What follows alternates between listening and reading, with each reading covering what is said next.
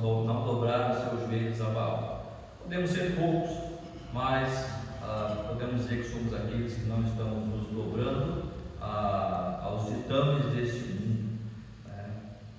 Não com orgulho falamos pela graça de Deus, que nos mantém e que nos preserva constantemente neste mundo aqui, até a volta do nosso Senhor Jesus Cristo. E por isso eu queria convidar os irmãos a abrirem as suas Bíblias no Salmo de número 51. Salmo 51.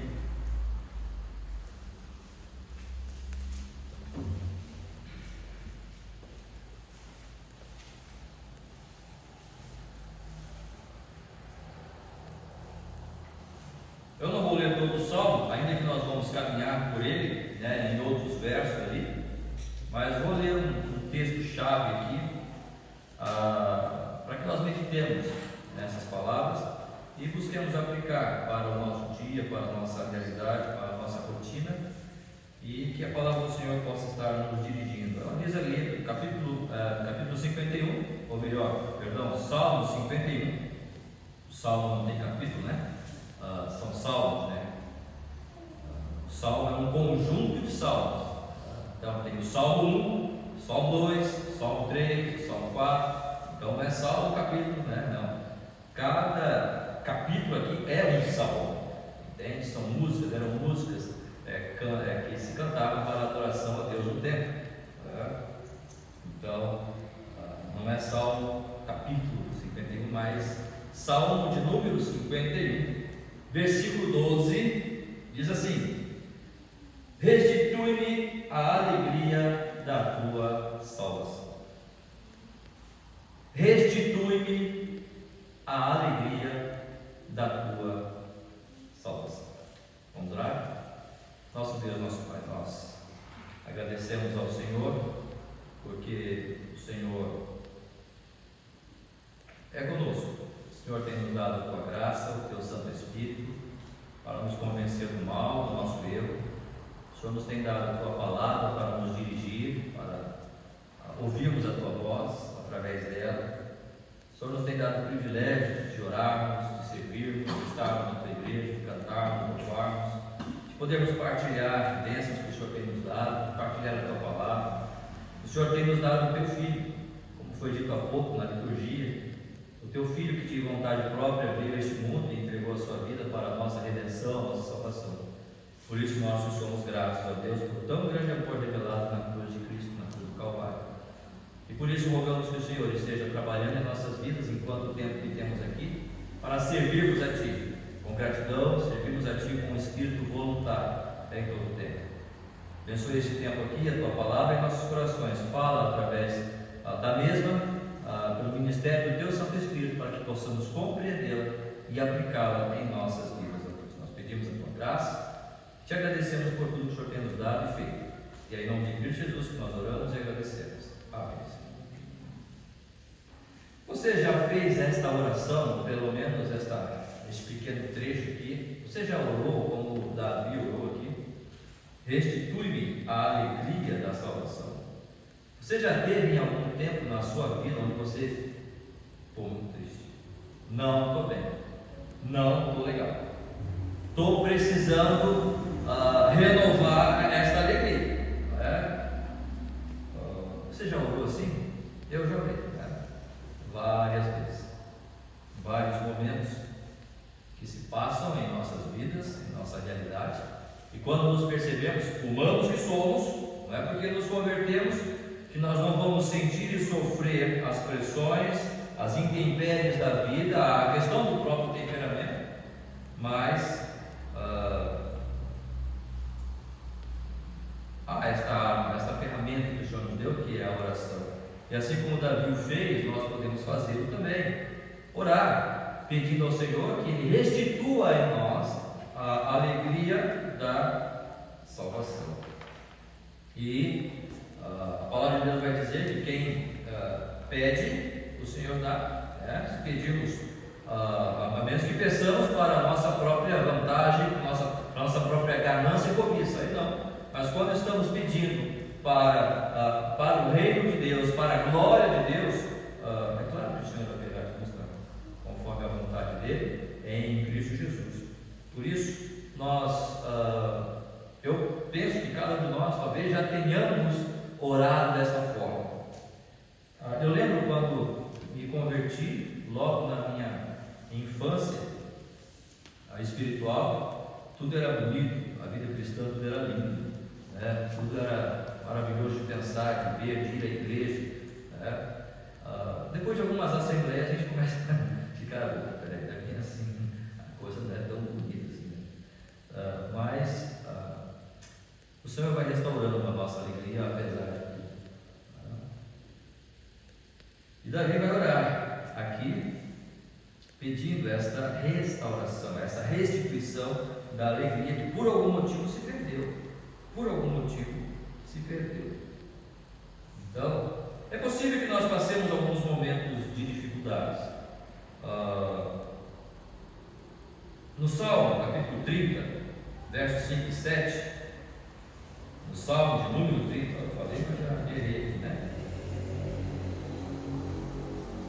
Salmo de número 30, do verso 5 a 7, vai dizer: porque não passa de um momento a sua ira, o seu favor dura a vida inteira. Ao anoitecer pode vir o choro, mas a alegria vem pela manhã. Quanto a mim, versículo 6, dizia eu na minha prosperidade, jamais serei abalado. Versículo 7, tu, Senhor, por teu favor, fizeste permanecer forte a minha montanha. Apenas voltaste o rosto, fiquei logo conturbado. O salmista estava confiando no seu status, confiando na sua prosperidade, na sua conta bancária, naquilo que ele tinha conquistado. Quanto a mim, dizia eu, versículo 6, como lemos, na minha prosperidade jamais seria abalado. Mas essas coisas vão nos abalar. Como falei, nós somos seres humanos. Mas aquele que tem o Senhor pode durar um momento a ele, o Senhor e o seu furor. À noite pode vir o choro, mas a alegria vem pela manhã. Quando temos o Senhor conosco, é possível pensarmos em alegria. Não só é possível, como é certo pensarmos em alegria, essa alegria que vem do Senhor. Porque essa alegria que Davi está falando, ela não é uma alegria do campo natural, não é disso que estamos falando. Nós sabemos e conhecemos pessoas que são alegres, e isso é natural, naturalmente falando. É o seu temperamento, é o seu jeitão de ser, é mais sanguíneo, é mais falante, conta piadas, né? Então são pessoas mais alegres por conta do seu temperamento.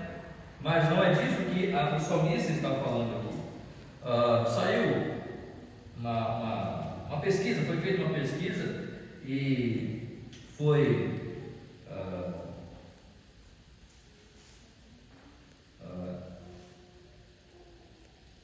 fugiu a palavra. Saiu na revista ficou feio, né? Mas é que vem agora. Acho que foi feita a prova. Foi publicado, muito obrigado. Se caísse na prova, já tinha levado. Bom. Review of General Psychology, Revista Geral de Psicologia, né? 50% do motivo pelo qual nós nos entristecemos é genético, 10% são circunstâncias e 40% atividade emocional, ou seja, fato de ser ou não positivo. Isso é complicado, porque 50% é genético. A tristeza ela é genética, segundo esta orientação aqui. Então, 10% apenas é circunstância, 10% apenas é circunstancial. Então eu quero mais dinheiro para ser feliz, eu quero aquela coisa para ser feliz, eu quero conquistar esse plano para poder então encontrar a alegria. Fica muito claro aqui que não são as circunstâncias, ou na verdade as circunstâncias é a coisa menos importante, aqui é o fator menos importante para realmente trazer alegria. Ou a questão é genética, ou a questão é atividade emocional, ou seja, eu desejo ser feliz, ou seja, eu sou responsável pela minha felicidade. O fato é que há algumas discussões sobre isso, mas a genética ela exerce um papel significativo no nosso bem-estar. A questão da alegria está envolvida diretamente com a nossa questão genética. Portanto, se nós dependermos de circunstâncias, se nós dependermos da nossa genética, percebam que nós temos uma luta aí realmente para sermos felizes. 50% genética, mais 10% circunstâncias. As circunstâncias geralmente elas estão indo na contramão da nossa felicidade. Temos 60% de chance de sermos infelizes, de sermos tristes. Portanto, não é dessa felicidade que o Senhor está tratando, não é de uma questão natural. Estamos falando de questões espirituais, é claro. E aí, nós vamos ter que olhar para todo o contexto do Salmo. Nós sabemos que Davi, quando ora aqui, é porque ele tinha cometido um pecado com uma mulher, Batseba, e aquela mulher era casada, e ele mandou o marido dela, Urias, para frente da batalha, para ele morrer e ele casar com a mulher. Esse foi o pecado de Davi. Então, fica claro aqui que esta alegria ela não é resultado de uma condição circunstancial positiva. Davi era rei. Davi tinha tudo que queria. E mesmo assim ele não teve alegria. E mesmo assim ele não estava bem. E ele vai dizer: restitui-me a alegria da tua salvação. Agora, a pergunta que eu faço para nós pensarmos, porque eu penso que quando nós lemos esse texto, esse salmo, nós vamos dizer: quando Davi ora, restitui-me a alegria da tua salvação, ele está triste, porque se ele está pedindo para restituir a alegria, é porque ele está sem alegria, ele está vivendo um momento de tristeza, e essa tristeza é por causa do pecado que ele comete, ou ele comete o pecado porque ele já não estava feliz? Percebem? Ele está triste porque ele cometeu um pecado, ou ele cometeu o pecado porque a alegria do Senhor, ou a alegria no Senhor já não se fazia presente na sua vida? Preste atenção, quando ele fala: restitui-me a alegria da tua salvação, mas ele não para aqui, ele segue: e sustenta-me com um espírito voluntário. No mesmo texto, na mesma frase, no mesmo argumento da restituição da alegria, ele está dizendo: Senhor, eu quero esta alegria, mas que esta alegria permaneça, que ela não esteja simplesmente baseada numa vida perfeita, porque eu não sou perfeito. Porque se essa alegria estiver baseada tão somente nas minhas ações, no meu eu jamais serei feliz. Mas eu quero um espírito voluntário, ou seja, eu quero um desejo voluntário de fazer a tua vontade. Ou seja, eu quero um propósito. Eu quero um propósito constante de servir o Senhor. Porque se eu perder esse propósito, qualquer outra coisa entrar nesse propósito, ou ofuscar esse propósito, ou bloquear esse propósito do Senhor para a minha vida, é com certeza que eu vou perder essa alegria, e consequentemente eu vou pecar, e talvez nem vá perceber o pecado que estou cometendo. Certa vez, pastor Daniel, ele chegou, eu fui para Novo Hamburgo, ou estava saindo de Novo Hamburgo, estava indo para Livramento, fui conversar com ele e voltei para Livramento, e ele muito preocupado comigo: Márcio, americano, né? Como você está, Márcio? Eu falei: estou bem, você está bem, né? Estou na luta sempre. Márcio, você vai fazer uma viagem agora, Márcio, e quando ficamos cansados da viagem, é muito perigoso nós cometermos pecados, nós pensarmos coisas erradas, porque ficamos cansados. Eu falei: sério? Ele muito preocupado ali, né? Me orientou ali. Mas sabe que é verdade? Quando nós ficamos fadigados na batalha, do nosso dia a dia, da nossa rotina. Quando nós ficamos talvez um pouco entediados, não significa que nós cometemos pecado, entende? Nós estamos simplesmente cansados. Nós estamos trabalhando, nós estamos ganhando dinheiro, por que não? Não estamos dizendo que estamos inativos, que não estamos fazendo nada, não é essa a questão. Nós estamos trabalhando, nós estamos correndo, nós estamos sendo úteis para a sociedade. Essa não é a questão. A questão é que todos os dias, quando nós vamos vivendo, e aquilo se torna uma rotina, e essa rotina, porque o problema não é a rotina, o problema é a monotonia da rotina. Imagine um rei. Qual não é a rotina de um rei? Qual não é a responsabilidade que um rei tem? Esse era Davi. E toda aquela sociedade, aquela comunidade, aquela nação sobre a sua responsabilidade. Sobre a sua responsabilidade. E todo dia ele tem que estar com uma hora ele cansa. E talvez ele perde a alegria da salvação, essa visão espiritual da alegria, porque não é uma questão natural, porque naturalmente nós podemos ser alegres, felizes, contentes, mas quando chegamos para fazer a obra do Senhor, vamos encontrar dificuldades que estão além das questões relacionais com pessoas, são questões espirituais.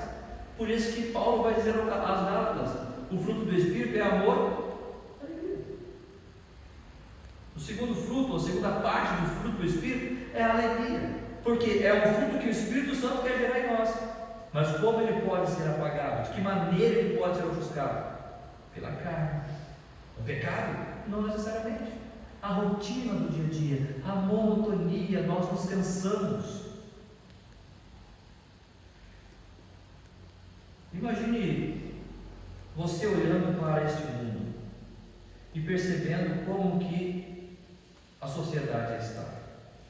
Vocês sabem que ontem a China prendeu 30 pastores, porque agora a China estabeleceu o seguinte: para as igrejas divulgarem, agora sim, né? Lembrei, para as igrejas divulgarem alguma coisa na internet, precisa passar pelo crivo do Estado chinês. Tem uma igreja chamada Zion ou Zion, né? A palavra Zion ou Zion, com Z-I-O-N, vem de Sião, é uma palavra hebraica, na verdade. Então tem uma igreja chamada Zion, que ela não obedeceu essas orientações. Ela postou conforme sempre fazia. 30 pastores foram presos ontem, salvo engano, mas foi essa semana, pelo governo chinês. Aí você olha para isso, mas nós somos servos do Senhor. Nós somos a igreja de Cristo, como o irmão leu agora há pouco na liturgia. Bendito Deus e Pai que nos tem abençoado com toda a sorte de bênção espiritual nos lugares celestiais. E ali fala de todas as bênçãos que nós temos em Cristo Jesus, a redenção, a adoção, a salvação, a predestinação, todas as bênçãos que temos. Por que nós temos que passar por isso? E você vai olhar para isso, e você vai perceber isso, e essa sociedade que é contra Deus está, me parece, cada vez mais firme, cada vez mais desenvolvida. Hoje fizemos uma prova. Primeiro texto, eu não vou ler aqui de forma clara, como efetivamente estava, mas o autor do texto dizia o seguinte: há um grupo de pessoas que insiste em quebrar ou atrapalhar o trabalho do viver em sociedade, para nos obrigar a vivermos como zumbis, esperando o fim do mundo, né? Vocês sabem o que estão falando, né? E esse texto é na própria, nós fazemos a interpretação. Depois tinha ali algumas alternativas de interpretação para nós identificarmos as corretas ou erradas. Mas enfim, o que tem a ver um texto desse numa prova para docentes, para o magistério? Quem leu, querendo ou não, aquilo ficou marcado. É mesmo, tem uns zumbis aí mesmo, tem um povo aí, ele usou essa expressão, zumbi. Tem uns zumbis mesmo que acreditam em fim do mundo, né? O que é isso? Qual o autor fecha esse negócio de igreja, né? Fim do mundo, né? Eles estão lá se preparando para o fim do mundo. E ele falou assim: Mas o que nós precisamos fazer é ir na contramão disso e cantar, dançar, e comer, e fazer a nossa história. É isso que temos que fazer. E com isso, fazendo a nossa história, cantando, dançando e comendo, nós estaremos trabalhando para adiar o fim do mundo. Ele não sabe o que está falando, claro que não. E aqueles que colocaram aquele texto como um texto base para uma avaliação, também não sabem o que eles estão falando. Mas enfim, essas pessoas prosperam. Você não fica cansado disso? Você não olha para tudo isso e fala: que coisa, ora vem Senhor Jesus. O salmista também viu isso, Davi também viu isso. Olha para o Salmo 73.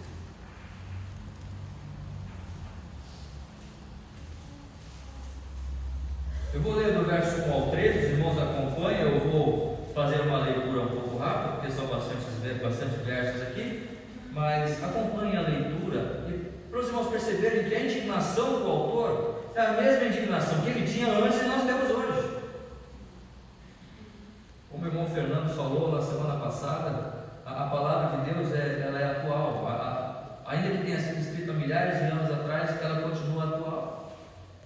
E olha lá: com efeito, Deus é bom para com Israel, para com os de coração limpo. Verso 2: quanto a mim, porém, quase me resvalam os pés. Olha, quase me resvalam. Por que ele estava balançando na fé? Pouco faltou para que se desviassem os meus passos, pois eu invejava os arrogantes ao ver a prosperidade dos perversos. Para eles não há preocupações, o seu corpo é sadio e inerte. Não partilham das canseiras dos mortais, nem são afligidos como os outros homens. Daí a soberba que os cinge como um colar, e a violência que os envolve como um manto. Os olhos saltam-lhes da gordura do coração, brocam-lhes fantasias, motejam e falam maliciosamente, da opressão falam com altivez, ou seja, motejam, brincam, tiram sarro dos crentes, dos cristãos, chamam eles de zumbis, tiram sarro da palavra, dizendo que não vai ter final do mundo, coisa nenhuma. Versículo 9: contra os céus besando a boca, e a sua língua percorre a terra. Por isso o seu povo se volta para eles, e os tem por fonte de que deve a largos sorvos. E diz: como sabe Deus? Acaso há conhecimento no Altíssimo? Eis que são estes os ímpios, e sempre tranquilos, aumentam suas riquezas. Com efeito, inutilmente, conservei puro o coração e lavei as mãos da inocência. Ora, eu estou cansado de tentar buscar os princípios divinos. Eu estou cansado de viver essa vida de pureza, ou pelo menos buscar essa pureza que eu nunca alcanço. E quando eu percebo que não alcanço, eu vejo aqueles que não estão nem aí para isso, estão a largos passos vivendo de forma maravilhosamente bem. É isso que o salmista está falando.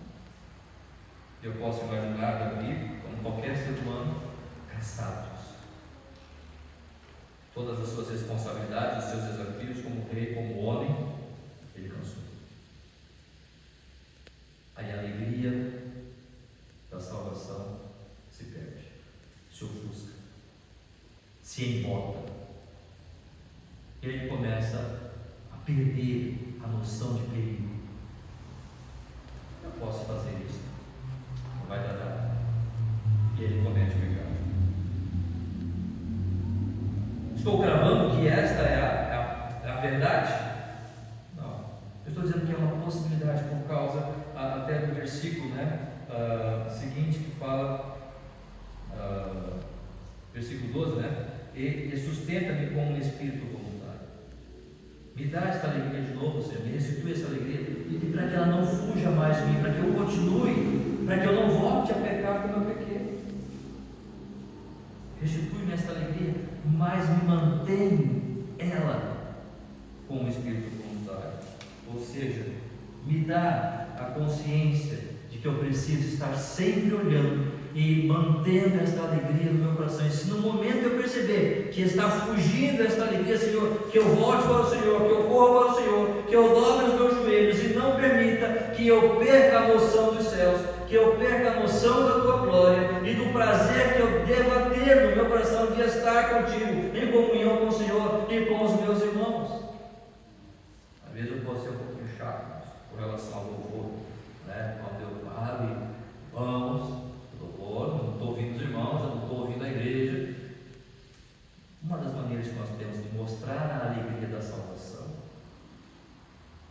é cantar. é abrir os nossos lábios e soltar a nossa voz e adorar o Senhor com alegria. Eu não posso dizer que estou alegre, claro, cada um tem o seu jeitão e o seu temperamento, mas via de regra, quando você está alegre, está sozinho, no chuveiro, você não canta, não cantarola ali, não é a forma que nós temos de manifestar a alegria. Há um ditado, não está na Bíblia, é claro, mas quem canta seus males espanta. Por isso que existe, o salmo todo são canções, são 176 salmos. 150? 176 é o número de versículos do Salmo 119. Por quê? Porque é importante.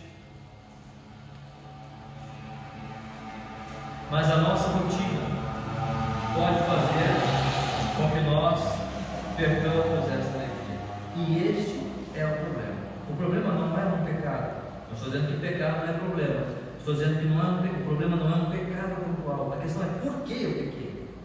A questão é por que eu mantive este comportamento pecaminoso. É porque possivelmente a alegria da salvação em Cristo já se perdeu em mim. Perceba, por exemplo, a vida de Paulo. Ele estava preso quando escreveu a carta aos Filipenses. Filipenses, capítulo 1, verso 4. Além de outras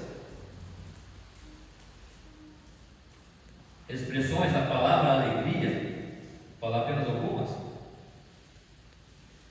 Paulo estava preso quando ele escreve essa carta aos Filipenses. E ele diz no versículo 4, leu o versículo 3 e 4: dou graças ao meu Deus por tudo que recordo em vós, fazendo sempre com alegria. Como alguém pode estar alegre estando preso? Paulo fala, fazendo sempre com alegria. Capítulo 2, versículo 2. Ele está orientando os irmãos, ele diz: completai a minha alegria, de modo que Paulo já estava alegre em Cristo, mas ele queria ver a igreja também alegre, ele queria ver também a igreja unida, e ele vai dizer: completai, eu quero ver vocês felizes como eu. Capítulo 2, versículo 17, Filipenses 2,17: entretanto, mesmo que eu seja oferecido por libação sobre o sacrifício seguido da vossa fé, alegro-me, e com todos vós me congratulo. Eu estou feliz, mesmo que eu tenha que ser levado, mesmo que eu tenha que morrer, mesmo que eu tenha que ser sacrificado por vocês e pelo Evangelho, eu estou feliz. Capítulo 3, versículo 1: quanto ao mais, irmãos meus, alegrai-vos no Senhor. A mim não me desgosta e é segurança para vós outros que eu escreva as mesmas coisas, ou seja, eu já escrevi sobre isso, mas eu vou continuar escrevendo. Alegrai-vos no Senhor. Capítulo 4, versículo 4: alegrai-vos sempre no Senhor. Outra vez digo, alegrai-vos. Paulo não se permitia perder esta alegria que vem do Senhor. Esta alegria que vem do fato de nós um dia termos sido salvos pela obra de Cristo Jesus, pelo sacrifício do Senhor Jesus Cristo. A questão aqui não é temperamento, a questão não é circunstância, a questão aqui não é genes, não é questão genética, não é cultura. A questão aqui é olhar quem eu sou e entender a obra que Cristo realizou na minha vida e dizer: por isso eu sou feliz. Talvez no meu temperamento eu seja uma pessoa surumbática, macambúzia, deprimida, depressiva, não é essa a questão, mas em Cristo eu tenho a certeza de que esta nossa leve e momentânea tribulação é passageira. Um dia eu estarei com Cristo. E para terminar, capítulo 4, versículo 10: alegrei-me sobremaneira no Senhor, porque agora, uma vez mais, renovaste a meu favor o vosso cuidado. Mais uma vez, Paulo que está alegre com relação à igreja. Percebamos, irmãos, que a questão da alegria, Paulo vai dizer: alegrai-vos no Senhor. Essa alegria não é natural. Esta é uma alegria que está baseada na própria obra do Senhor Jesus Cristo. E o Davi também vai dizer: a alegria da tua salvação. O ser humano, naturalmente, ele pode pensar que é feliz. Ele pode ter momentos de felicidade, mas a alegria completa, total, ele só pode encontrar no Senhor Jesus Cristo. Não estou dizendo que você não vai ter problemas, ou que eu não tenha problemas. Não é isso que estamos dizendo. Eu estou dizendo que quando você encontra Cristo como Senhor e Salvador da sua vida, você ganha um propósito para a sua vida. Quando você entende o plano de salvação de Deus em Cristo Jesus, você encontra um propósito para a sua vida. Você pode falar ele para isso. Estou aqui para servir ao Senhor. E aí a sua vida, a minha vida, a nossa vida não se torna uma monotonia, não se torna uma coisa tacanha, sem graça.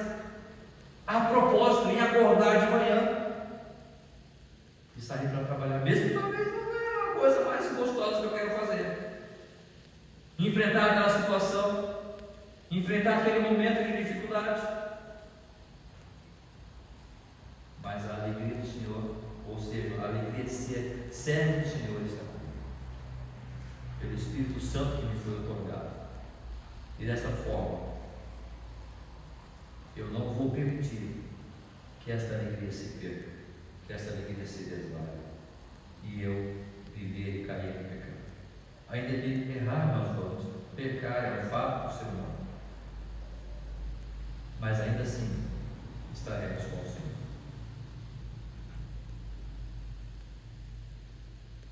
Como restaurar esta alegria, então? De que maneira o salmista ora? Então, restitui-me a alegria da tua salvação. De que maneira esta alegria é restaurada? No versículo 1 e 2, ele vai dizer: compadece de mim, ó Deus, segundo a tua benignidade, segundo a multidão das tuas misericórdias. Apaga as minhas transgressões, lava-me completamente da minha iniquidade e purifica-me do meu pecado. Primeira condição: se em algum momento eu perceber que a minha alegria está impotável, ela não está com o mesmo brilho de outrora, eu preciso dobrar os meus joelhos e dizer: Senhor, me perdoa e restitui essa alegria. E por quê? Porque eu preciso da tua benignidade, eu preciso da tua compaixão. Porque se eu estou perdendo esta alegria, é porque eu estou colocando outra coisa na minha vida, outros fatores, outros desafios, outras obrigações, qualquer outra coisa, ainda que tenhamos essas obrigações, mas eu estou colocando essas coisas como sendo mais importantes do que jubilar-me no Senhor, do que alegrar-me em Ti mesmo, do que rejubilar na Tua salvação. E por isso que quando vem as lutas e dificuldades, eu estremeço, eu falo como o salmista, quase me resvala o pé. E eu fico olhando para as outras pessoas e a prosperidade deles, e eu não consigo, é uma luta. E de que adianta viver tudo isso? Porque nós não somos cidadãos deste mundo. Mas eu me permiti pensar, eu me permiti considerar, eu me permiti duvidar, mesmo que por um momento. Eu vou dobrar os meus joelhos e vou dizer: Senhor, me perdoa. Compadece de mim, Senhor. Lava-me completamente da minha iniquidade e purifica o meu pecado. Nós precisamos buscar o Senhor. Nós precisamos entender qual é efetivamente o nosso erro. Não é um pecado em especial, um pecado simplesmente pontual, mas é o que levou àquilo. O que me levou àquela condição? O que me levou a estar debaixo daquela atitude e comportamento pecaminoso? Este é o grande problema. Portanto, confessar os pecados, as nossas faltas nessa situação, não é? E como já dissemos, rogar ao Senhor então esse espírito voluntário, voltando um pouco aqui. Ou seja, mas eu não tenho esse espírito voluntário. Alguns coisas de nós, pela misericórdia de Deus, que apresentei os vossos corpos em sacrifício vivo, santo, agradável a Deus, que é o vosso culto racional. E não vos conformeis com esse século, mas transformai-vos pela renovação da vossa mente. A nossa oração deve estar envolvendo ali uma transformação da nossa mente. Esse espírito voluntário está falando, antes de mais nada, de uma disposição mental em que eu quero efetivamente fazer a vontade do Senhor. A minha mente não está preparada para isso. A minha mente não foi naturalmente condicionada para isso. Muito pelo contrário. O pecado está formulando todas essas coisas e formando a minha mente dentro daquilo que o mundo está dizendo para eu fazer. Principalmente para nós, muitas vezes viemos de lares não cristãos, que desde meninos estamos vendo tantas coisas e ouvindo tantas coisas, a nossa mente foi formada nisso. E nós vamos ter lutas para enfrentar esses sofismas, essas fortalezas que são criadas na nossa mente e combater contra isso. Mas é necessário que nós olhemos e entendamos que somos o que nós temos aqui dentro. Dizer: Senhor, quebra isso, transforma isso, Senhor. Eu preciso que o Senhor quebre todas essas barreiras que impedem que a Tua palavra fale. Eu quero que este meu orgulho, eu quero que esta minha mania, eu quero que este meu comportamento seja quebrado pelo Teu Santo Espírito e pelo poder do Evangelho de Cristo Jesus na cruz do Calvário, para que somente o Senhor seja glorificado. Eu preciso entender que esse é o meu problema.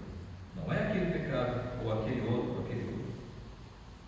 Mas é todo um conjunto de estado em que eu me permitir colocar como ser humano, diante da minha cultura, da minha família, das tradições, dos costumes, até onde isso está glorificando a Deus?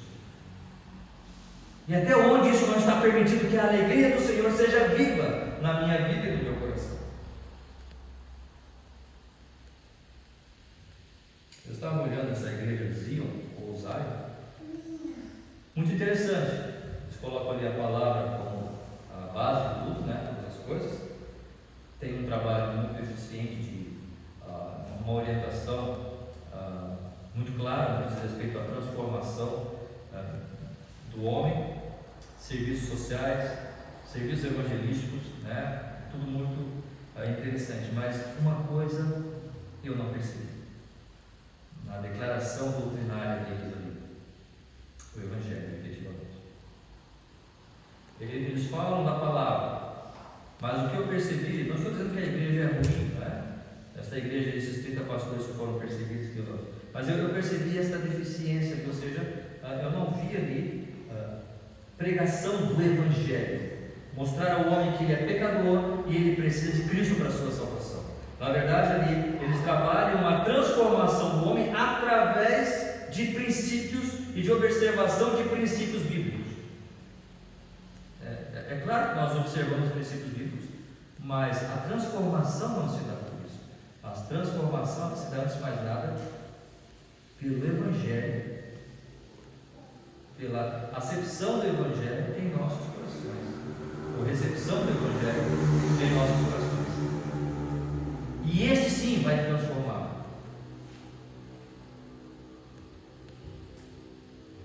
O meu coração e o seu coração. Por que eu estou dizendo isso? Porque é necessário uma doutrina correta. Olha o que ele diz no versículo 5: Eu nasci na iniquidade, e em pecado me concedeu minha mãe. Talvez esse seja um dos versículos mais difíceis de nós entendermos. O irmão até falou no início, né? Eu nasci na iniquidade, e em pecado me concebeu minha mãe. Como nós podemos conceber que uma criança de 6 meses seja uma pecadora? Pastor, tem aquele versículo que diz que vinde a mim os pequeninos, porque dos tais é o reino dos céus. Sim, nós sabemos isso. Nós não somos Deus, nós não temos o entendimento de Deus, né? Mas o fato é que Paulo também vai dizer aos Efésios: Ele vos deu vida, estando vós mortos nos vossos delitos e pecados. Todo ser humano está morto no delito e pecado. Tem doutrinas, tem segmentos que vão dizer que o homem ele é bom. Correntes filosóficas, correntes teológicas que vão dizer que o homem é bom e que o homem ele tem uma determinada participação na salvação. O homem não tem participação na salvação. Ele vos deu vida, estando vós mortos nos vossos delitos e pecados. Tito, capítulo 3, versículo 5, vai dizer: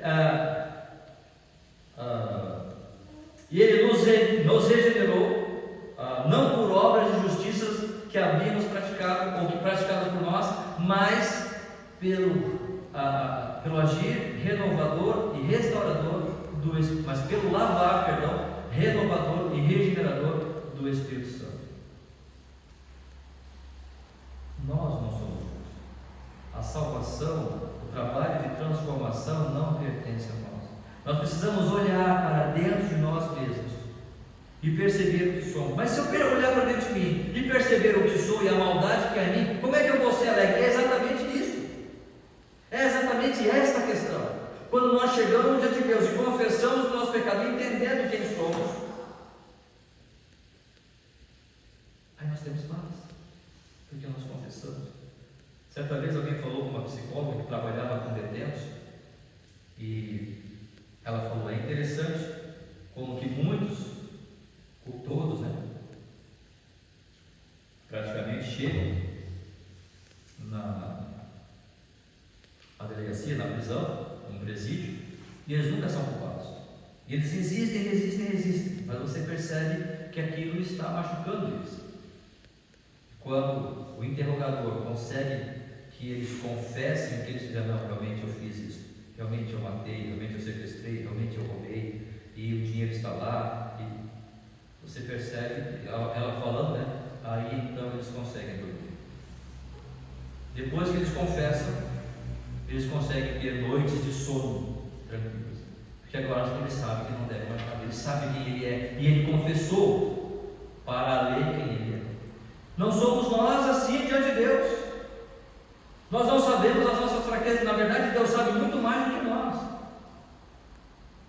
Só que há uma nuvem de doutrinas dizendo que você é bom, que eu sou bom, e você pode fazer isso e aquilo, e se você fizer, irmãos, não foge. Essa semana eu estava falando novamente com alguns adolescentes, com alguns alunos, e eu sempre faço a mesma pergunta: e não foge, não muda. Se você partir hoje, se você morrer hoje, para onde você vai? Eu não sei, professor. Mas você não vai à igreja? Mas eu não sei, porque eu fiz isso, eu fiz aquilo. E eu pergunto para o outro, evangélico, o que você faz para ir como é que você consegue a certeza da salvação? Eu não sei, mas eu vou na igreja, eu sou batizado, eu participo de ministérios, eu busco aprender e praticar a palavra de Deus. Nada disso é real. Estas coisas não servem para a nossa salvação, elas só servem para encobrir aquilo que nós realmente somos. Eu não sou nada e eu nada posso fazer. E a alegria não pode ser real num coração desse. Pode pular, pode dançar, pode fazer o que quiser, mas não há a alegria do Senhor nesse coração. Porque não há uma confissão: Senhor, eu não posso fazer, eu não sou digno de fazer. Se o Senhor quiser que eu faça, eu estou aqui. Eis-me aqui, envia-me a mim, mas não pela minha força. E quando alguém perguntar, essa não vai ser a primeira coisa que eu vou falar, porque a primeira coisa que eu vou dizer: eu sou salvo, eu tenho certeza que eu entrarei no céu de Deus. Por quê? Porque Cristo morreu por mim, Ele derramou o seu sangue para a minha salvação, e é por esse motivo que eu estou caminhando para o céu, para a glória eterna, não por causa de mim, porque em mim não há bem nenhum. Aí nós temos a alegria do Senhor. Uma doutrina correta pode ajudar-nos. Quantas pessoas, irmãos, estão indo para o inferno efetivamente e estão hoje sentados em bancos de igreja, porque estão sendo enganados: se você vier aqui, eu vou batizar você, e você agora está tudo certo. Você deu o seu dízimo e está tudo certo com Deus. Leia esse texto aqui, nessa semana aqui, está tudo. Não! Você precisa ir a Cristo, reconhecer quem você é, reconhecer quem eu sou e reconhecer o que Ele fez, e somente o que Ele fez é suficiente para a nossa salvação. Sabe por quê? Porque eu nasci na iniquidade desde o momento em que eu fui concebido em pecado. Esta é a minha realidade, e eu não posso enganar a mim, nem muito menos a Deus. Esta é a doutrina correta, porque esta é a doutrina bíblica. E por fim, o que disso resulta?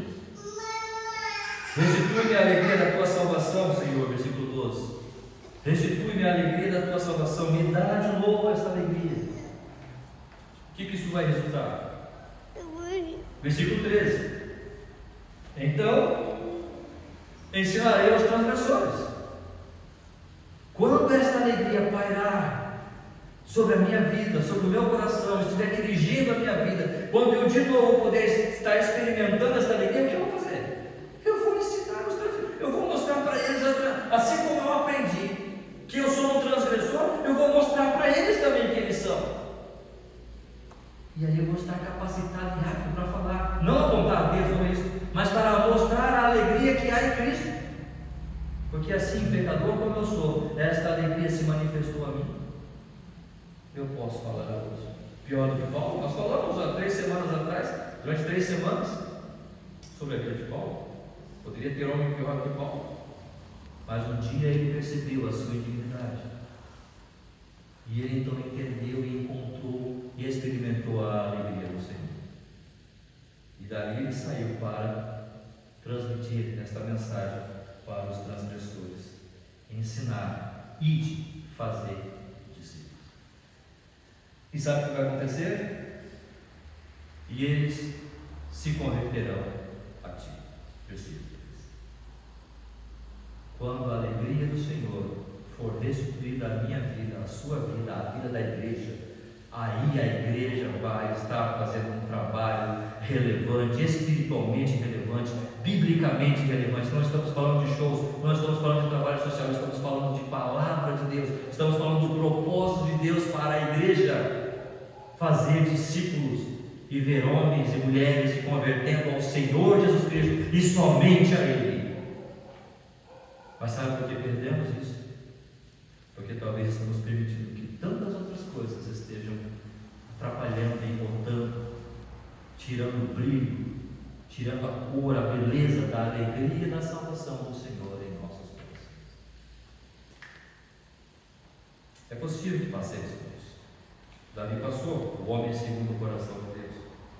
Teve uma noite que Paulo estava ali, Jesus teve que se pôr ao lado dele e dizer: Paulo, coragem, opa, não desanima não, porque do modo como eu te usei em Jerusalém, também importa que eu faça em Roma. Vai lá, desanima não. Falamos há pouco, Elias foi com fundo na caverna, desanimou, sai daí. Tem muito trabalho para fazer. Se alegra, restitui-me a alegria. O problema nosso, o problema da igreja, é que nós permitimos que todas estas coisas da vida, a rotina, possa se tornar uma monotonia na nossa vida, e nós perdemos aquilo que o Senhor colocou em nossos corações, esta alegria, desejo de servir. Eu não estou dizendo que não tenhamos que trabalhar. Amanhã, mais uma vez falando, né?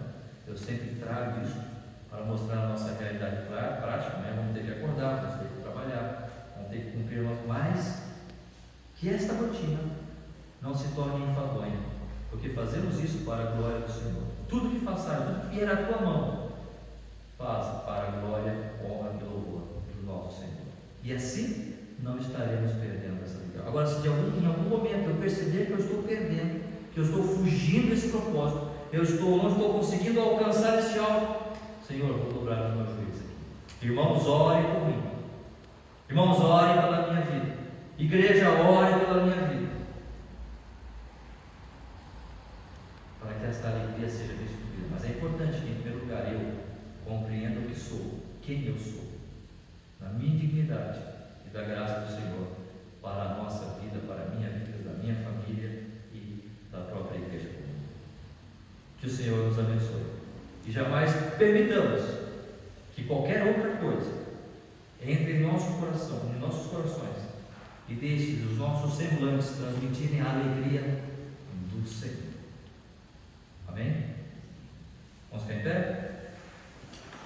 cantar um hino, um louvor, e com esse louvor nós estaremos encerrando. Qual o melhor louvor para nós cantarmos agora, irmãos? A alegria está no coração de quem já conhece a Jesus, é isso? Vamos cantar esse louvor? E com esse louvor, vou pedir